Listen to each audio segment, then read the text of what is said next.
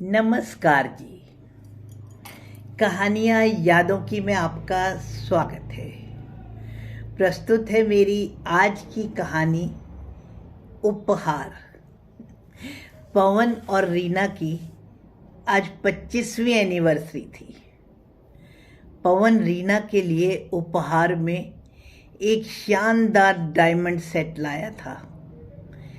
Cake काटने के बाद सबके सामने जब उसने अपनी पत्नी को डायमंड सेट पहनाया तो आसपास खड़े सारे लोगों ने ताली बजाई और कईयों को तो उसकी किस्मत से रश्क भी हो रहा था। सेट पहनते हुए इस उम्र में भी रीना के कपोल शर्म से लाल हो रहे थे। वाह, कितनी किस्मत वाली हो तुम, उसकी सहेली माया ने उससे कहा। कितना अच्छा लगता है ना इस तरह से उपहार पाना। काश मेरे पति भी मेरे लिए ऐसे ही उपहार लाते तो मैं कितनी खुश होती। रीना ने मुस्कुराते हुए कहा, सब समय की बात है। उपहार हमेशा खुशी ही नहीं देते, कई बार तो उपहार लेके दुख भी होता है और गुस्सा भी आता है। ऐसा कहकर रीना अपनी पुरानी यादों में खो गई। आज से लगभग 21 वर्ष पहले की बात होगी, जबकि पवन का काम अच्छी तरह से नहीं चल रहा था। 3-4 साल में जो भी पैसे जमा किए थे वह सारी जमा पूंजी जतिन के पैदा होने के समय ऑपरेशन, क्योंकि जतिन प्री मैच्योर हुआ था और इसलिए उसको 1 महीना हॉस्पिटल में रखने के खर्च में, या बहुत मुश्किल समय था वो, उसी में ही इनके सारी जमा पूंजी ख़त्म हो गई थी। घर में कुछ गिने चुने ही पैसे बचे होंगे और पवन के पास कोई काम भी नहीं था, तो उसने दूसरे शहर में जाकर कुछ स्पेयर पार्ट बनाने की ट्रेनिंग लेने का फैसला किया था। ट्रेनिंग लेने के बाद उसे एक मशीन भी खरीदनी थी।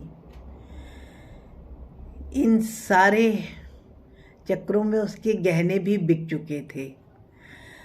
बस वह और अपना और जतिन का जस तस करके अपना काम चला रही थी। बुरा वक्त कुछ इस तरह से ही होता है कि आदमी चाहकर भी कुछ नहीं कर सकता। उन दिनों को याद करते ही रीना असहज हो उठी। उसे याद आया, उस समय दीपावली के लिए उसकी एक आंटी ने उसे कुछ ड्राई फ्रूट्स का एक डब्बा दिया था। वो मन ही मन यही सोच रही थी कि इन ड्राई फ्रूट्स के वह लड्डू बना लेगी। दीपावली पर मिठाई का काम भी चल जाएगा इस तरह से, और वह कुछ लड्डू पवन के लिए भी रख देगी, क्योंकि पवन का आने जाने का ही किराया काफ़ी हो जाता था। इसलिए बस उसने दिवाली पर ही आना था। वह खुश होती हुई बार बार पॉलीथिन में से डिब्बा निकाल निकाल कर देख रही थी। और जब वो घर पहुंची ना, तब उसने पाया कि पॉलीथिन फट चुका था, क्योंकि वह बार बार डिब्बा खोल खोल कर देख रही थी। इस कारण उसके ड्राई फ्रूट भी डब्बे से निकलकर धीरे धीरे ज़मीन पर ही गिर गए होंगे। उसके हाथ में और भी सामान था और साथ में जतिन भी था, इसलिए रास्ते में ड्राई फ्रूट के गिरने का उसे पता ही नहीं चला। ये सब समय की बात है। उपहार भी तो किस्मत से ही मिलते हैं। अब जब दीपावली का खर्चा भी करना था, अब उसे सबसे ज़्यादा फिक्र इस बात की भी होती थी कि पवन जाते हुए कुछ पैसे भी तो अपने साथ लेकर ही जाएगा। अभी ट्रेनिंग में भी समय बाकी था और मशीन भी खरीदनी थी। जस तस करके वह घर का काम चला रही थी, क्योंकि उसे सिलाई आती थी तो थोड़ा बहुत सिलाई का काम भी कर लेती थी। अब दीपावली से 1 दिन पहले जब पवन आया तो वह रीना के लिए दीपावली पर पहनने के लिए एक बहुत खूबसूरत साड़ी लाया था। उसने जब वह साड़ी रीना को दी तो उसे बहुत गुस्सा आया। वो तो किफ़ायत से एक एक पैसा बचा रही है और घर चला रही है, और पवन ने सिर्फ उपहार देने के लिए ही इतने पैसे खर्च कर दिए। गुस्से में उसने पवन को बहुत कुछ बोला।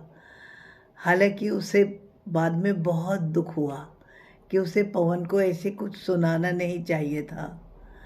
वो दिवाली भी बीत गई और उसके बाद परमात्मा की दया से बाद में पवन का काम भी चल निकला। आज उसकी अपनी ही फैक्ट्री थी। वह अपने ख्यालों में ही खोई थी। अरे रीना, तुम भी तो केक खा लो ना, कहाँ खो गई? पवन की आवाज़ से उसकी तंद्रा टूटी। ओह, कहीं नहीं।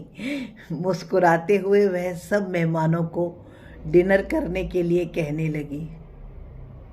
श्रोतागण, सच बात है, उपहार हमेशा केवल खुशी ही नहीं देता, कई बार परेशानी भी देता है। आपका इस बारे में क्या ख्याल है? कमेंट्स के द्वारा ज़रूर बताना। धन्यवाद जी।